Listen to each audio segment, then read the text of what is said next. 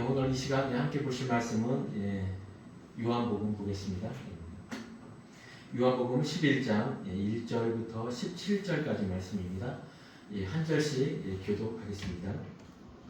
어떤 병자가 있으니 이는 마리아와 그 자매 마르다의 마을 베다니에 사는 나사로라. 이 마리아는 혀미를 주께 붓고 머리털로 제 발을 닦던 자요 병든 나사로는 제 오라비노라. 이에 그 누이들이 예수께 사람을 보내어 이르되 주여 보시옵소서 사랑하시는 자가 병들었나이다 하니 예수께서 들으시고 이르시되 이 병은 죽을 병이 아니라 하나님의 영광을 위하며 하나님의 아들이 이로 말미암아 영광을 받게 하려 함이라 하시더라. 예수께서 본래 마르다와 그 동생과 나사로를 사랑하시더니 나사로가 병들었다함을 들으시고 그 계시던 곳에 이틀을 더 유하시고 그 후에 제자들에게 이르시되 유대로 다시 가자 하시니 제자들이 말하되 라비여 방금도 유대인들이 홀로 치려하였는데 또 그리로 가시려 하나이까. 예수께서 대답하시되 낮에 12시간이 아니냐 사람이 낮에 다니면 이 세상의 빛을 봉으로 실족하지 아니하고 밤에 다니면 빛이 그 사람 안에 없는 거로 실족하느니라. 이 말씀을 하신 후에 또 이르시되 우리 친구 나사로가 잠들었도다 그러나 내가 깨우러 가노라. 제자들이 이르되 주여 잠들었으면 낫겠나이다 하더라. 예수는 그의 죽음을 가르쳐 말씀하신 것이나 그들은 잠들어 쉬는 것을 가르쳐 말씀하신 줄 생각하는지라. 이에 예수께서 밝히 이르시되 나사로가 죽었느니라. 내가 거기 있지 아니한 것을 너희를 위하여 기뻐하노니 이는 너희로 믿게 하려 함이라. 그러나 그에게로 가자 하시니 디도모라고도 하는 도마가 다른 제자들에게 말하되 우리도 주와 함께 주러 가자 하니라. 함께 읽겠습니다. 예수께서 와서 보시니 나사로가 무덤에 있은지 이미 나으리라. 아멘. 오늘 이 본문 말씀의 이 주제는 말씀에서 주제로 삼은 것은 죽은 나사로를 깨우시는 예수님이라는 제목으로 오늘 한 시간을 함께 하겠습니다. 사실 이 요한복음의 이 11장은 요한복음에서도 이 정중앙에 차지하고 있는 말씀이거든요. 어떻게 보면 요한복음 1장에 영생이신 빛이 오신 그 주님, 그리고 마지막에 정말 부활하신 주님, 그 주님이 주님의 성령을 보내시어 그 성령을 통하여 이 땅에 교회들이 세워지고 이 땅에 하나님의 나라가 서가는 그 요한복음의 내용의 정 가운데의 말씀입니다. 또한 이 분량면으로도 정확하게 이 11장 9절 이 말씀이 이 분량으로 정확하게 이 가운데 있는 말씀입니다. 특히 요한복음에서는 지금 나는 누구다, 나는 하나님의 아들이다, 이 땅에 하나님의 일을 위하여 왔다, 하나님의 영광을 위하여 왔다, 그러면서 에고의 예수님의 그리스도의 되심과 하나님의 아들 되심을 선포하는 이 말씀 중에 오늘 가장 7번째로 본인을 나타내는 이 말씀입니다. 이 죽은 나사로가 살아나는 일, 이 일은 7번째 표적 중에서도 마지막 결론에 해당하는 그런 말입니다. 이 사도 요한이 전달하고자 하는 이 요한복음의 핵심을 그대로 담고 있는 것이죠. 나사로의 병들어 죽어가는 그 시점부터 이 11장에는 나사로가 다시 무덤에서 나오는 그 일을 그대로 기록하고 있는 것입니다. 바로 이 말씀을 통하여서 정말 죽을 수밖에 없는 사람들, 죽을 수밖에 없는 인간, 그 죄를 사시고 그 무덤에서 그 죄와 사망의 가운데에서 깨우시는, 이 깨우신다는 것은요 오직 하나님만이 하실 수 있다는 거예요. 이 죽음, 사망 권세를 이길 수 있는 분이 오직 예수님 뿐이라는 이 말씀이죠.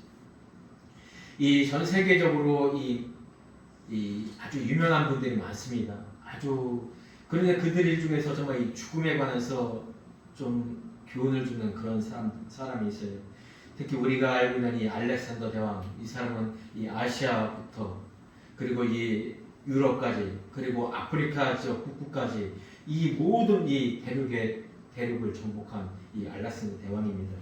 역사상 가장 넓은 지역을 차지했던 정복자죠. 그런데 이 정복자의 마지막 수호는 무엇이냐면요, 아주 별다른 게 아니에요. 내가 이렇게 나라를 정복하고 이렇게 다니지만 사실은 내가 평화를 위한다. 정말 악의 무리를 정말 정복하여 좀 온전한 나라로 만들고자 했던 것이 바로 이 사람의 소원이었죠. 그런데 이 사람이 죽음을 앞두고 마지막 전쟁에서 이런 말을 합니다. 병들어 죽기 전에 내가 죽으면은 나를 관에 넣을 때 나의 팔을 밖으로 빼놓아라. 그러면서 이것이 무슨 뜻이냐면 모든 인간은 빈손으로 와서 빈손으로 간다. 그리고 모든 사람은 누구나 죽는다. 내가 이 대륙을 정복한 사람일지라도 나는 갈 때 빈손으로 간다는 것이죠. 죽음 앞에 태어날 때는 빈손으로 왔지만 부모의 덕으로 자기 자신의 신분에 따라서 잘난 사람이 될 수는 있습니다. 그렇지만 죽을 때는 모든 것을 내려놓고 갑니다. 죽음 앞에 모든 인간은 평등하다는 것이죠. 또 우리가 너무나 잘 알고 있는 이 중국 대륙을 처음으로 통일한 황제가 있습니다. 진나라의 첫 번째 진시 황제라고. 이 진시 황제는요, 이 대륙을 통일하고 난 다음에도 한 가지 두려운 게 있었습니다. 모든 것을 가졌음에도 이 죽음을 막을 수 없기 때문에 정말 이 죽음을 막기 위하여 정말 외부부터 그 죽음을 막기 위하여 만리장성을 쌓았습니다. 내부적으로도 자기를 암살하는 자들로부터 보호하기 위하여 그 도시 함양의 수도의 그 지하에 200개의 궁궐을 져놓고 지하로 다닐 수 있는 그 길을 만들어 놓고 있었습니다. 그리고 또한 불로초라는 그 신비의 영향을 찾기 위하여 60척의 배를 또 5,000명의 노전은 항해사들 그리고 6,000명의 소년소녀의 약초꾼을 보내어 수많은 세월을 찾아다녔습니다. 그러나도 찾지 못했죠. 마지막으로 이거 할 수 있는 것은 자기의 무덤을 만드는 것입니다. 70만 명을 동원해서 무덤을 만들어 놓고 그 안에 자기의 군사들의 모형으로 병기를 만들어 놓고 동물들을 만들어 놓고 자기가 살아 생전에 좋아했었던 것을 그대로 보존합니다. 그러면 혹시나 다시 살 수 있을까? 아니면 죽은 다음에도 자기가 이 영화를 계속 누릴 수 있을까? 그러나 안타깝게도 이 진시 왕제의 마지막 죽음은 이 생명을 연장하기 위해서 수운을 혼합한 그 약재들을 통하여 연명하다가 결국 그 수은 중독으로 죽습니다. 정말 몸은 썩어져 나가고 생선 썩는 그런 냄새가 날 정도로 우리 몸 상태가 되는 것이죠. 시차를 갔다 오는 중에 바로 죽게 됩니다. 궁궐안에서 죽지 않고요, 그냥 길바닥에서 죽는 것입니다. 그렇기 때문에 그 신하들이 그 주위에서 생선을 많이 사다가 그 생선을 옆에 두고 그 마차와 함께 궁궐로 들어갔다는 것입니다. 이처럼 인간에게 가장 넘어야 될 문제가 바로 이 죽음에 대한 문제입니다. 오늘 이 본문은 한 가정에 어떻게 보면 그 중에서 제일 오빠 그리고 그 가정을 이끌어갈 수 있는 기둥이었던 이 나사로의 죽음 사건, 또 이 죽음을 슬퍼하는 그 많은 사람들, 그 가운데 예수님의 행동, 예수님의 죽음을 앞두고 그 죽음을 보고 행하시는 이 말씀이 기록되어 있는 것입니다. 사실 다른 이 복음서에 보면은 이 나사로의 원래 본명을 문둥병자 시몬이라고 기록을 하고 있습니다. 어떻게 보면 오늘 이 기록이 있기 전에 사복음서를 통하여 좀 많은 사람들은 이미 나사로가 누구라는 자, 나사로가 원래 누구였던 자는 걸 이미 알고 있었을 것입니다.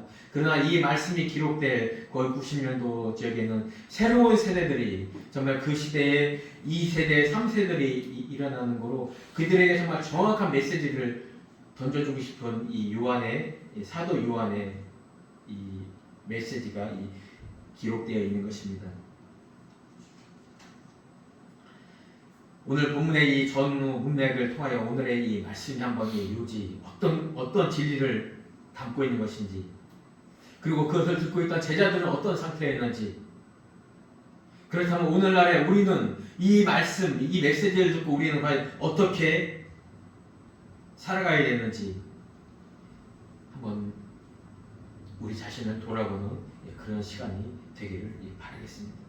사실 예수님은 오늘 이 말씀에서, 아니 이 요한복음이라는 이 장에서요, 이 죽었다라는 말 대신에 오히려 잔다, 코마, 우리가 병원 용어로도 그러죠, 이 코마 상태라고 이 말을 쓸 때가 참 많이 있습니다.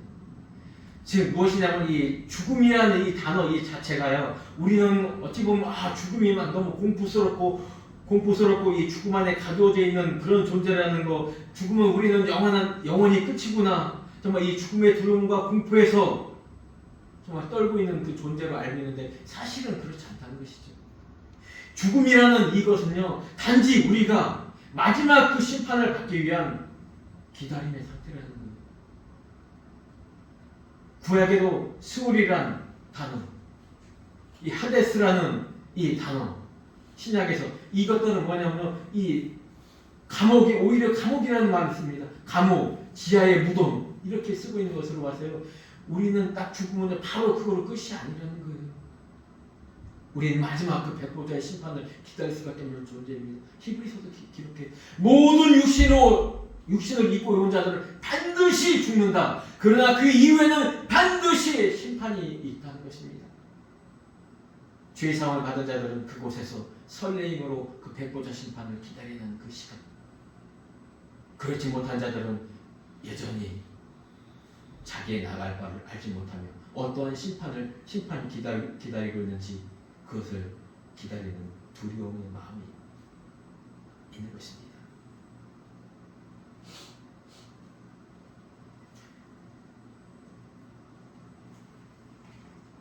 그 이후에 신약에서는 게헨나 또 불못이라는 단어를 쓰면서 이 마지막 심판이 어떤 방향으로 흘러갈 것이라는 것을 우리에게 암시해 주고 있죠. 영원히 불타는, 꺼지지 않는 영원히 불타는 그곳에서 우리의 인간의 영혼은 죄의 종된, 멸망받을 자의 종된 그 사단에 이끌림 받은 자들은 영원히 그곳에서 심판을 받는다는 것입니다. 오늘 말씀에 보면 이 마리아의 한 가정을, 마리아와 이 마르다의 가정을, 그리고 나사로의 가정을 이야기합니다. 이들은 남매입니다. 첫째는 나사로, 그리고 언니는 마르다, 그리고 막내가 마리아입니다. 그러나 이것이 이렇게 기록된 것은요, 순서가 거꾸로 된 것은 이 당시에 가장 유명한 자가 바로 이 마리아예요. 예수님의 죽기 전에 향유, 옥합을 부은 그 마리아입니다. 그만큼 마리아가 이 중요한 존재로 그곳에 그때 당시에 알려졌던 것이죠. 그리고 마리아라는 이름들이 그 십자가 앞에서도 있었고 부활의 첫 증인이 됐고, 정말 그들을 통해서 교회 공동체들이 세워졌다는 것입니다. 물론 사도들의, 정말 성령 받은 사도들의 그 말씀 위에 교회들이 서졌지만은 똑같이 그리면 마리아들, 저 하나님을 섬기는 성령을 받은 교회 공동체들을 대표하는 것이 바로 이 마리아입니다. 이 마리아들을 통해서 이 교회들이 세워졌던 것이죠. 그런데 예수님께서 특별히 이 가정을 사랑하셨습니다.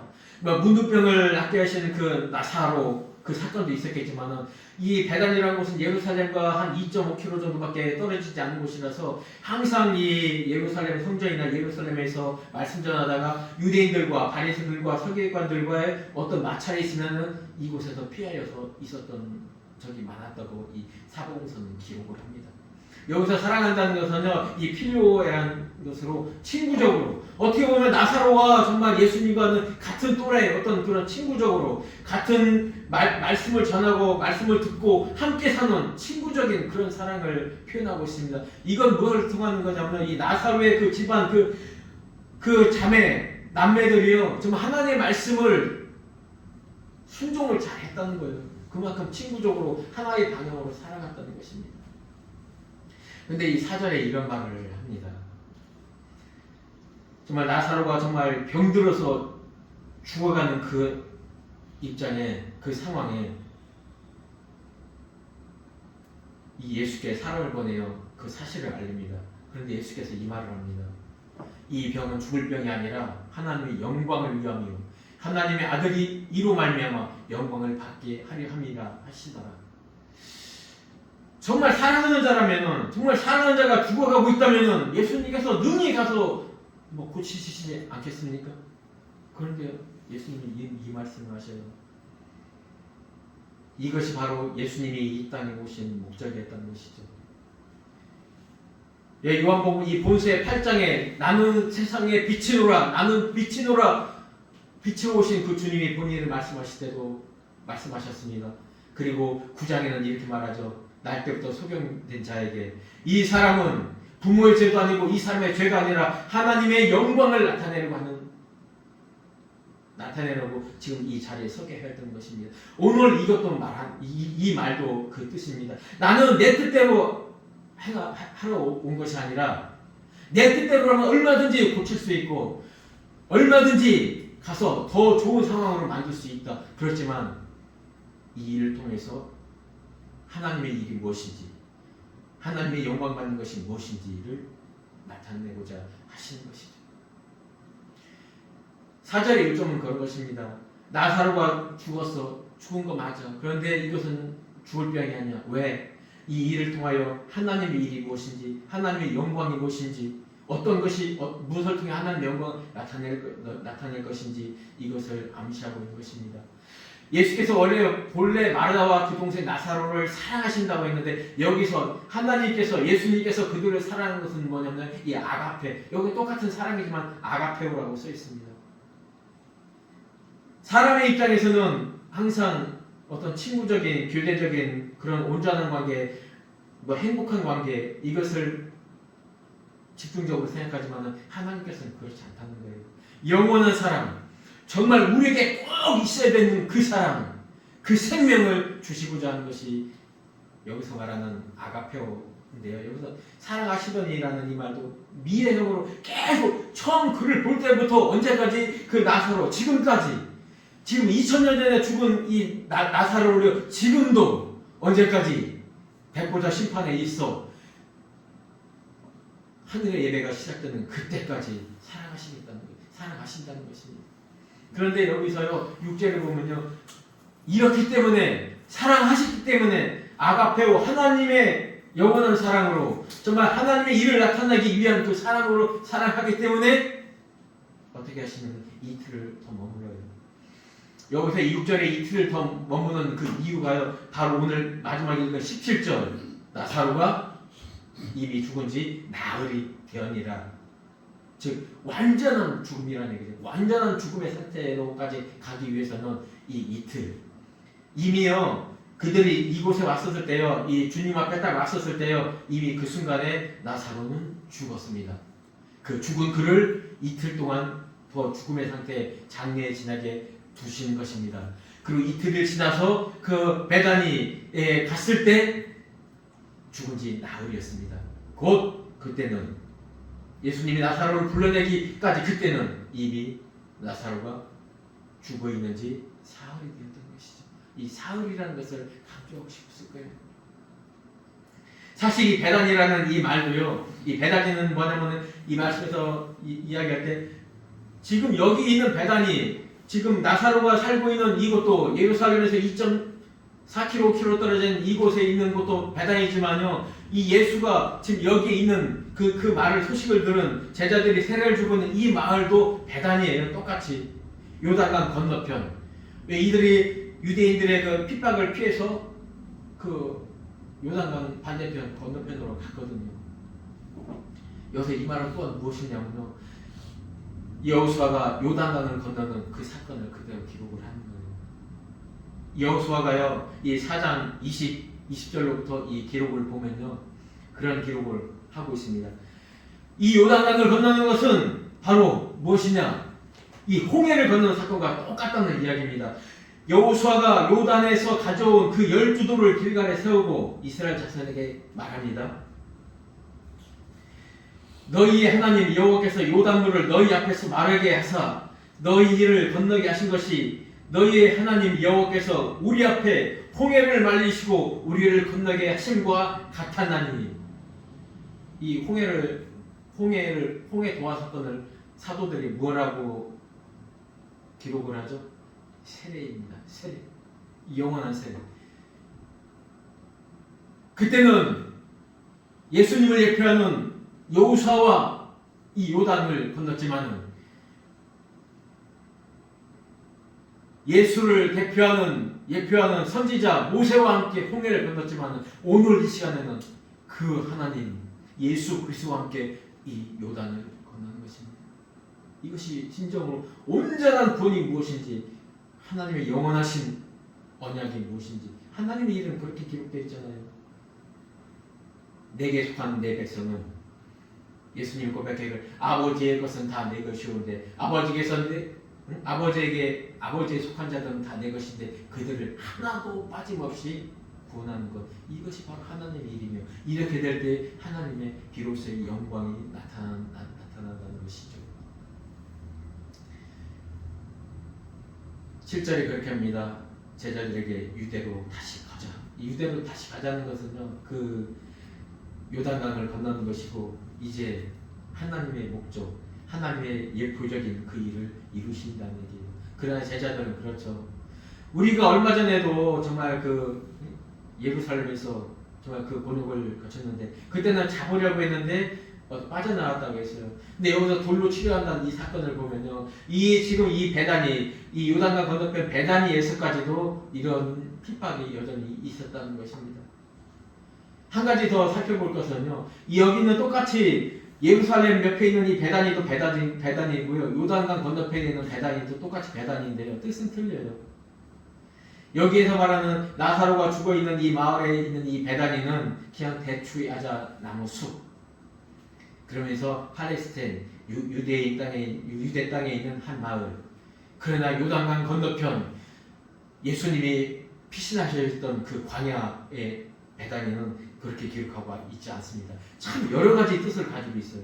이 베다니가 첫째는 가족 공동체, 어떻게 보면 12지파가 정말 하나님을 따라 이루했던 그 길을 말씀한 것 같기도 하죠. 그러나 또 하나 무서운 건 뭐냐면 휘장, 성전이라는 뜻을 가지고 있습니다. 그런데 정반대의 뜻, 감옥이라는 뜻을 또 가지고 있어요. 죄에 갇혀있는 존재. 여전히 요단강을 건너 가나안 땅에 오기 전까지는 구원의 완성이 아니라는 거예요. 모든 구원, 모든 이것은 주님께서 다 이루시고 온전하게 완성했지만요, 우리가 이 땅에 있는 이 육신을 몸을 입은 자들은 그 구원받은 이후로 생명을 받은 이후로 우리는 계속 성장해야 된다는 거예요. 아이가 태어나자면 그것으로 끝이 아니고 그 아이가 자라서 어린이가 되고 소년이 되고 장년이 되어 늙어 주님 앞에 가는 그 순간까지 이 구원은 계속 이루어진다는 것입니다. 우리가 살아가는데 정말 필요한 것은 먹고 우리가 숨 쉴 수 있는 공기, 이런 것들이 있어야 되듯이 우리의 영적인 존재들이 반드시 있어야 되는 것이 바로 이 하나님의 영적인 말씀이며 성령의 생명수, 인도하심, 보호하심, 지키심, 그 성령의 인도하심이 있어야 된다는 것이죠. 9절에 말씀합니다. 얘들아, 낮이 12시간이 아니냐. 사람이 낮에 다니면 이 세상의 빛을 보므로 실족하지 아니하고. 그렇습니다. 저 제자들은 정말 두려워하죠. 두려움 속에 있을 수밖에 없습니다. 왜? 예수님만 죽이겠습니까? 함께 자기들도 덜 죽을 수밖에 없다는 것을 너무나 잘 알고 있는 것입니다. 그러나 예수님께서는 이것과 좀 엉뚱하신 그런 대답을 하는 것 같지만 이들을 위로하는 말씀도 있습니다. 지금은 낮이니까 그렇게 위험하지 않을 것이다 라는 그런 메시지도 있지만, 진짜 여기서 말하고 싶은 바람은 요단에서 건너올 때 여호수아가 12돌을 세운 것은 12지파, 즉 하나님의 백성들을 모두 다 데리고 구원하신다는 그 말이 여기 있는 것입니다. 즉 내가 이 땅에 온 것, 여기서 나시고 세상의 빛은 무엇입니까? 세상의 빛은 예수 그리스도 자신을 말씀하는 것입니다. 이 낮은 뭐냐면요, 예수 그리스도의 속성입니다. 내가 있는 곳이 낮이고 내가 없는 곳이 밤이라는 것입니다. 밤은 어둠이며 실족할 수밖에 없고, 밤은 감옥이며 스올이며 영원히 죽을 사자는 존재들. 낯은 무엇입니까? 그곳에서 밤이 깊어 새벽이 오고 날이 밝듯이 정말 죽음 속에서 갇혀있는 우리들을 새벽을 지나 낮의 존재로 이끈다는 그 주님의 말씀이 담겨있는 것입니다. 10절 그와 반대말이죠. 밤에 다니는 빛이 그 사람 안에 없는 거로 실족하지 아니하느니라. 이 맛을 보면서 그 사람 안에 있고 없고 빛이 그렇다는 것은 무엇이죠? 이 빛이 단순한 이 세상적인 빛이 아니라 신령한 그 참빛 예수님을 말하는 것입니다. 밤에 다니면 무엇이죠? 예수님을 알지 못하고 예수님을 알지 못하는 그런 존재는 여전히 밤에 그냥 다니고 있다는 것입니다. 결국 이들은 육신의 생명은 있지만은 그 밤, 어둠, 죄, 사탄 마귀의 그 지배 속에 그냥 살고 다닌다는 것. 그래서 결국은 어디로 갈지를 모르는 존재가 되는 것입니다. 그렇습니다. 세상 사람들은, 주님을 모르는 사람들은 이들의 끝을 모릅니다. 나는 죽으면 어떻게 되겠지, 그것뿐입니다. 그들이 가야 할 방법은 그러나 주님은 확실하게 말합니다.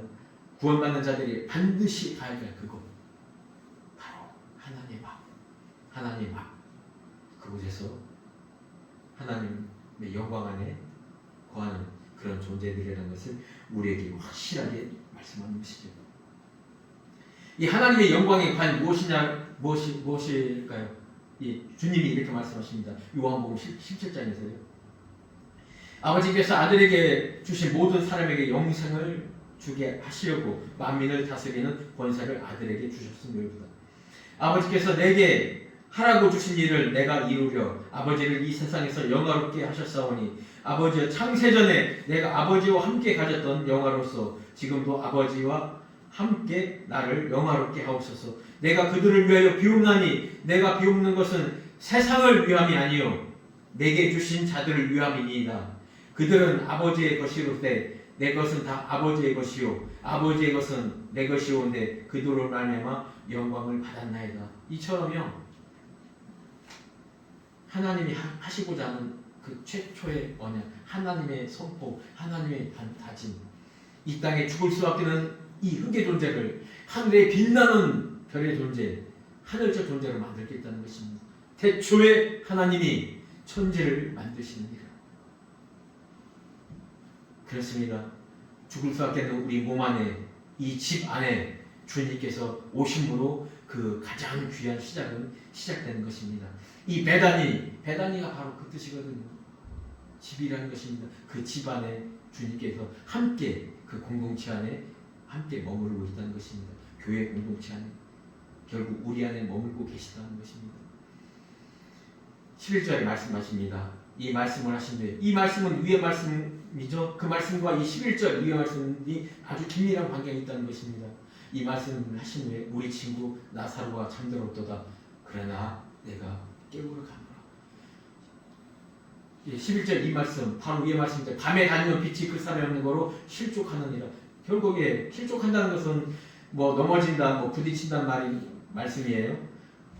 죽을 수밖에 없는 이 예수라는 이 존재를 믿지 않는 모든 자들은 실족하고 넘어질 수밖에 없어요. 빛이 없으면, 낯이 아니면은 모든 자들은 죽음의 상태입니다. 즉 나사로가 잠들어 있는 상태를 말하는 것이죠. 그러나 내가 그를 깨우러 간다. 여기서 말하는 이 나사로는 과연 누굴까요? 나사로는 이중적인 의미가 있습니다.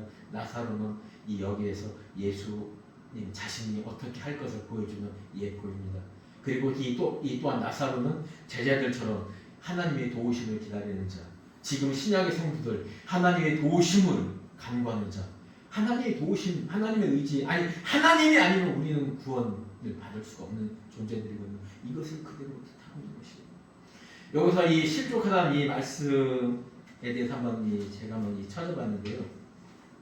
이 말씀 어디에 좀 기록되어 있냐면 이 로마서 9장 그리고 베드로전서 2장에 기록되어 있어요. 제가 한번 찾아서 한번 읽어드리도록 하겠습니다.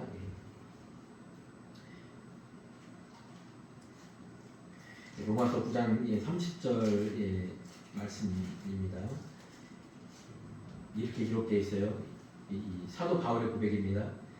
그런즉 우리가 무슨 말을 하리요? 의를 따르지 아니한 이방인들이 의를 얻었으니 곧 믿음에서 난 의요 의의 법을 따라간 율법의 의를 따라간 이스라엘은 율법에 이르지 못하였으니 어찌 그러하냐 왜 이렇게 됐느냐 이는 그들이 믿음을 의지하지 않고 행위를 의지함이라 부딪힐 돌에 부딪혔느니라 기록된 바 보라 내가 걸림돌과 거치는 바위를 시온에 두노니 그를 믿는 자는 부끄러움을 당하지 아니하리라 함과 같으니라. 그렇습니다. 예수님을 믿는 자 믿음으로 얻는 의 그것이 구원이고요. 나 그거 아니야. 내가 율법을 지키고 내 행위로 거룩함으로 내가 의에 이를 것이야. 그렇게 한 자들은 율법의 의조차도 이루지 못하고 오히려 부끄러움을 당한다고 했어요. 그러면 하나님이 내가 그를 예수를 그 진리를 내가 시온 예루살렘에 보내리라. 그를 믿는 자들은 부끄러움을 당치 않을 것이라고 이 기록을 하고 있습니다. 그리고 베드로 사도도 이렇게 고백을 합니다. 베드로의 2장에 기록되고 있어요. 성경에 기록됐을 때 보라 내가 택한 보배로운 모퉁이 돌을 시온에 두노니 그를 믿는 자는 부끄러움을 당하지 아니하리라 하셨으니 그러므로 믿는 너희에게는 보배이나 믿지 아니하는 자들에게는 건축자들이 버린 그 돌이 모퉁이의 머릿돌이 되고 또한 부딪히는 돌과 걸려 넘어지는 바위가 되었다 하였느니라. 그들이 이 말씀을 순종하지 아니함으로 넘어지나니 이는 그들을 이렇게 정하신 것이라. 베드로 사도와 이 요한 사도가 이 고백하는 이 말씀이 곧 무엇이냐면요. 이미 그들은 정해져 있대요. 그들은 이 예수가 죽은 나사로를 살렸음에도 믿지 않는데요. 죽은 자를 살리더라도 아니 그 자신을 죽였다가 살린다 할지라도 믿지 않는데요. 이미 정해져 있대요.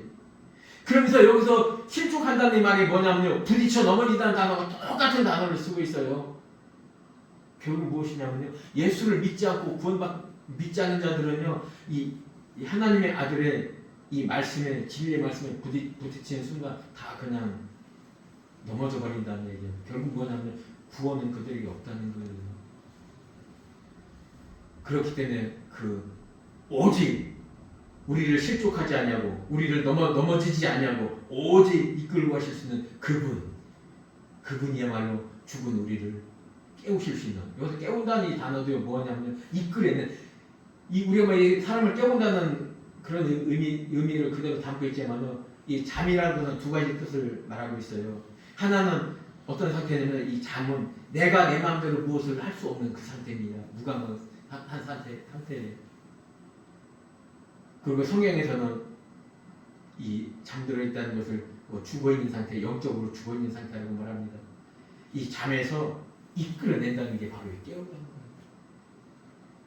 나사로 모든 사람이죠. 죽을 수밖에 없는 사람. 한번 태어나면 반드시 죽어야 되는 모든 우리 인간을 또한 대표하는 자가 이 나사로일 것입니다. 이 육신의 죽음, 영원한 죽음에 있는 죄의 존재들을 깨울 수 있는, 일으킬 수 있는, 구원할 수 있는 것은 오직 내가, 즉 예수님 한 분뿐이라는 거예요. 우리 친구 나사로가 잠들었노라. 우리 친구를 깨우러 가니까 같이 우리가 깨우면 될 것 같은데 그렇지 않아요. 내가 깨운다는 것이 오직 이 예수님뿐이죠. 그러니까 제자들이 말해요. 잠들었으면 낫겠나이다.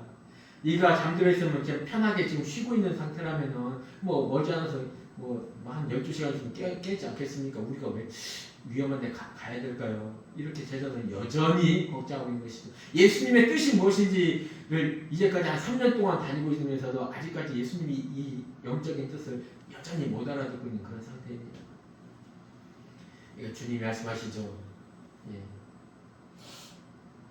14절에 밝히 말합니다. 나사로가 죽었느니라. 나사로가 죽었느니라.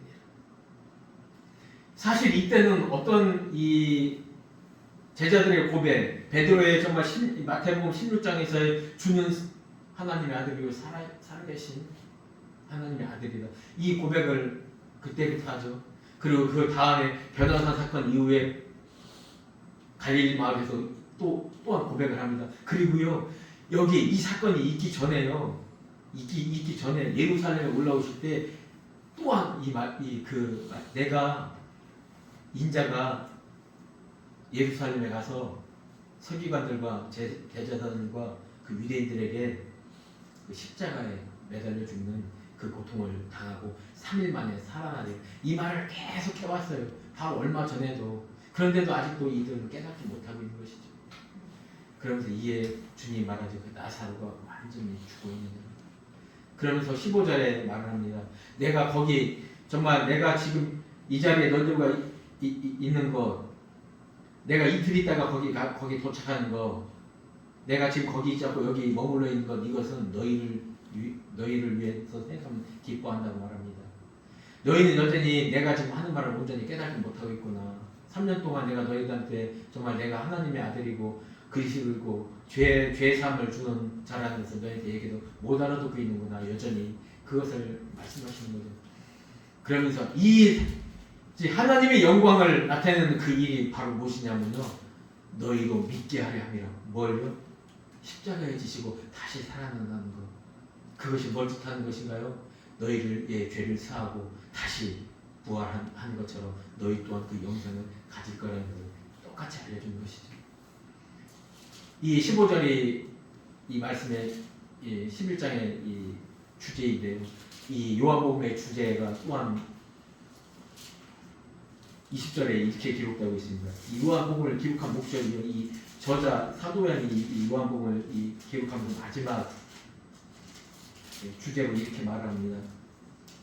20장에 기록되어 있어요. 오직 이것을 기록하면 너희로 예수께서 하나님의 아들 그리스도이심을 믿게 하려 하며 또 너희로 믿고 그 이름을 힘입어 생명을 얻게 하려 함이라. 어떻게 해요? 하나님의 아들 예수 그리스도를 믿게 하는 것. 근데 이걸 끝나는 게 아니에요. 그걸 믿게 되면 어떤 것이 있냐면요, 그 이름을 믿고 그 이름을 힘입어 생명을 얻게 된다는 거예요.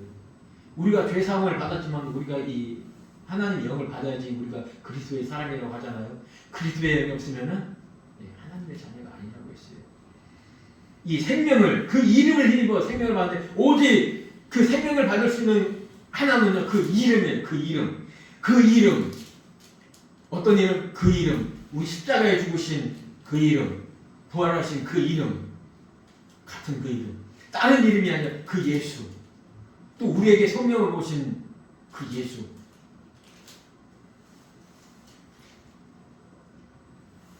그러면서 16절에 이렇게 기록하죠.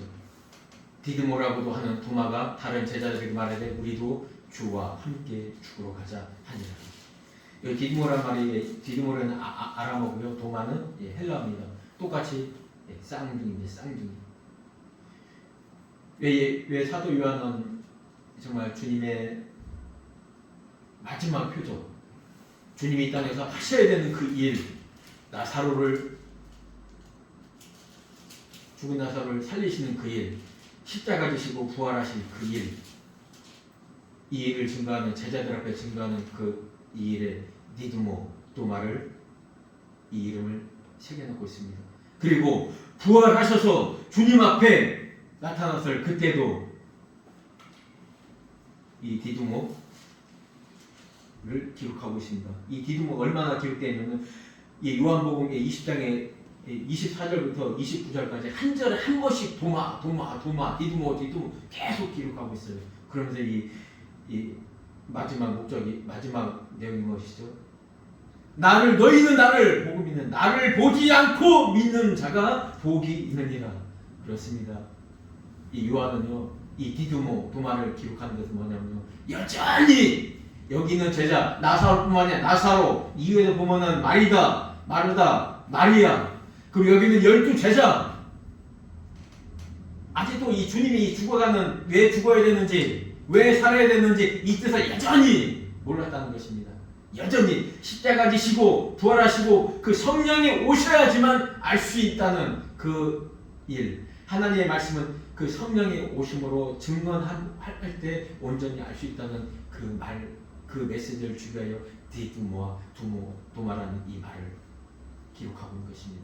또한 죽은 나사로가 3일 만에 살아나는 것처럼 예수 그리스도가 죽은 지 3일 만에 부활하신다는 것입니다. 제자들 또한 우리도 주와 함께 죽으러 가자. 우리도 이 제자들도 주님과 함께 죽어야 되는 것입니다. 우리 또한 주님을 보지도 못했지만은 주님의 육성을 한 번도 듣지 못했지만은 이분과 함께 죽으러 가자는 것입니다. 무엇이죠? 십자가에 죽은 예수님이 십자가에 죽은 그것은 뭐냐면요. 우리도 그와 함께 쌍둥이처럼 그냥 주님과 같은 이름 안에 우리도 매달려 죽었다는 것입니다. 요단강가에서 세례 요한의 그 세례가 왜 중요하죠? 왜 세례 요한이 내가 할 수 없습니다. 할 수 없습니다. 그렇게 해서 했을 때 예수님 이렇게 해야 내가 나에게 세례를 주어야 이것이 하나님의 뜻을 이루는 것이라고 합니다. 무엇이냐면요. 세례 요한 구약의 대표자 하나님을 믿지 않는 모든 죄인들의 그 죄를 예수님께 안수함으로 예수님이 어린 양으로서 이 모든 죄를 뒤집어 쓰신 것입니다. 그 모든 그 안에는 주님을 영접한 주님을 믿은 모든 자들의 그 죄가 그 안에 그대로 고스란히 있는 것이고 고스란히 십자가에 못 박혀 죽으신 것이고 고스란히 죽은 자들의 그 무덤 속에서 고스란히 부활되어 나오는 것입니다. 바로 우리의 마지막 하나님 앞에 갈 때 백보자 심판 앞에서 이후에 일어날 일을 그대로 보여주고 계신 것입니다. 17절에 이렇게 말하죠. 예수께서 와서 보시니 나사로가 무덤에 있은지 이미 나으리라. 완전히 죽었다는 것입니다. 완전히. 나사로 하나님의 도우심을 구해야 됐죠. 하나님의 도우심이 없는 자들은 이미 다 죽은 심판의 존재에서 죽은 자라는 얘기예요. 하나님의 도우심을 구하는 자, 하나님을 의시하는 자들만이 이 죽은 곳에서 깨어날 수 있다는 것이죠. 이 요한복음에서는 사람을 살린 사건에 대해서 이 딱 사건 하나만 기록하는데요. 이 공관복음체 누가복음이나 마가복음에는 이렇게 기록하죠. 이 말씀이 아니고 다른 사람은 회당장 죽은 야이로의 딸, 누가복음에 마가복음에 기록하고 있는데요. 이 회당장 야이로의 딸은 죽은 지 하루 정도 돼서 다시 살리신 것입니다. 그리고 마가복음에서의 그 나이선 과부의 아들, 이 과부의 아들은 3일이 되지 않아서 죽었습니다. 이때 당시에 유대 지역에 좀 뜨거울 그 당시에는 어린아이들이 죽으면요 그냥 하루 지나서 이틀째 그냥 장사를 지는 경우가 많았다고 합니다. 사실 이때 이 요한복음이 쓰여지는 이 시기에 정말 예수님은 죽은 자를 살리셨다 이 말에 대해서 얼마나 많은 반박이 있겠습니까? 아이고 죽긴 뭘 죽어 그냥 잠 깊이 자다가 그 다음날에 깨어났대. 아유 장사하러 갔었는데 어떻게 보면 그냥 사실 그 어린아이 죽지 않았는데 어떻게 좀 서둘러서 그 관에다 넣고 갔었는가 봐. 이런 소문들이 많았을 것입니다. 예수님이 부활했음에도 불구하고 정말 예수님의 시체를 제자들이 훔쳐갔다고 그렇게 유언비어를 피웠던 자들이 바로 그 당시 유대인들이었습니다. 얼마나 많이 이 주님의 살아난 사건, 주님의 이 표적에 대해서 반대 의견이 많았겠습니까? 오늘 이 나사로의 이 사건은 완전히 죽은 자를 살리시는, 깨우시는 그 주님. 여기서 우리들에게 주신 메시지가 무엇일까요? 우리는 사실 예수님의 얼굴도 모릅니다. 예수님의 옷깃도 보지 못했습니다. 우린 예수님의 육성조차 한 번도 듣지 못했습니다. 3년 동안 제자들과 함께 제자 교육을 하며 함께 동고동락을 했던 그 예수님의 12제자도 자신들이 고백했던 예수님은 하나님의 아들이요 그리스도시라 이렇게 고백했을 때 주님이 말을 하죠. 나는 얼마 후에 십자가에 죽고 사흘 만에 살아나리라. 이렇게 했음에도 이들은 이것에 대해서 몰랐다는 거예요.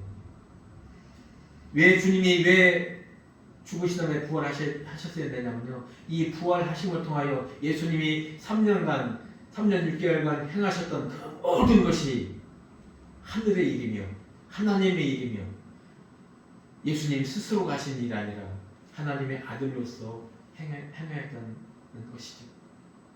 디두모처럼 우리는 여전히 디두모처럼 의심을 할 수밖에 없고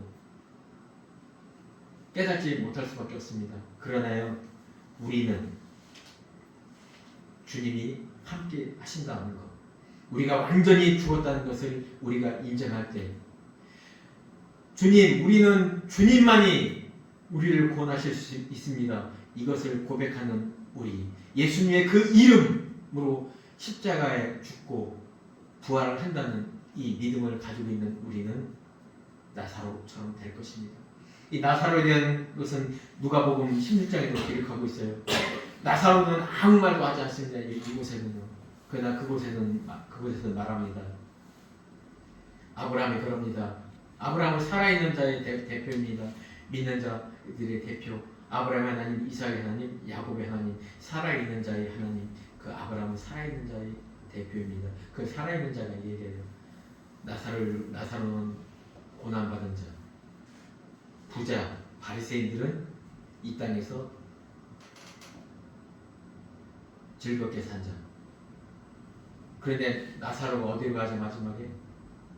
아브라함의 품으로 간다고 합니다. 산자의 품으로 가는 것이 바로 나사로, 엘라자르, 보혜사입니다. 보혜사. 예수 그리스도 보혜사고요. 성령도 보혜사예요. 그 보혜사가요, 우리 안에 들어옵니다. 누구에게요? 죽었던 우리에게요. 그분이 들어와야지만 우리는 산자가 된다는 거예요. 우리는 나사로, 오직 하나님만 의지하고 하나님의 도우심을 바라는 자, 그 이름을 믿는 자, 그 이름으로 함께 십자가에 주고 그 이름과 함께 부활한 자임을 믿는 우리는 하나님의 자녀인 것입니다. 기도하겠습니다. 주님 감사합니다.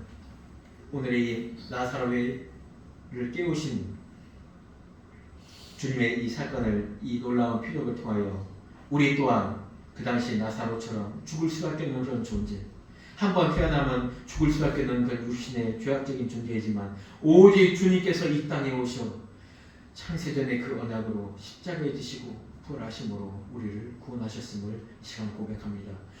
오늘 이 시간 예수 그리스도의 그 이름으로 우리는 함께 십자가에 못 박혀 죽었사오며 그 순간 우리의 죄악도 못 박혔고, 또한 예수 그리스도의 부활하실 때 우리 또한 그 이름으로 함께 부활하셨음을 고백합니다. 우리의 삶이 비록 거룩하지 못하고 때로는 흔들리며 때로는 무너질 때도 있사오나 오직 주님의 이름을, 그 이름을 의지하며 살아가게 주님 도와주시옵소서. 사랑하신 예수님의 이름으로 감사하며 기도하옵나이다. 아멘. 시간이 지났으므로 오늘은 결단 기도는 못하고요. 다 같이 일어나셔서 하나님께 54장 찬양 드리시면 좋겠습니다. 54장.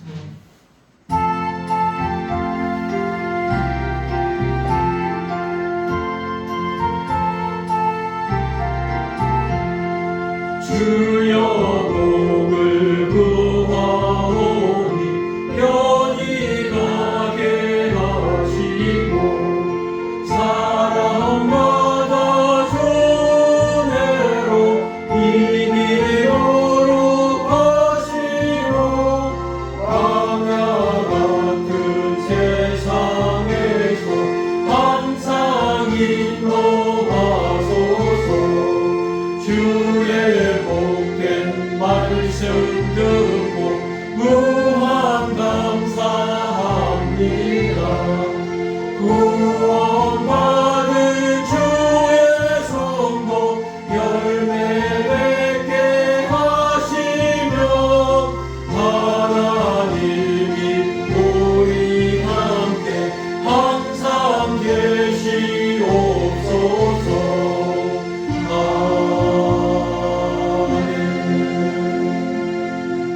주님 주신 복 받겠습니다. 지금은 우리 주 예수 그리스도의 은혜와 하나님의 무한하신 사랑과 성령님의 감화 교통 인도하심이 이 자리에 있는 주님의 사랑하신 모든 백성 위에 영원토록 함께할지어다. 아멘.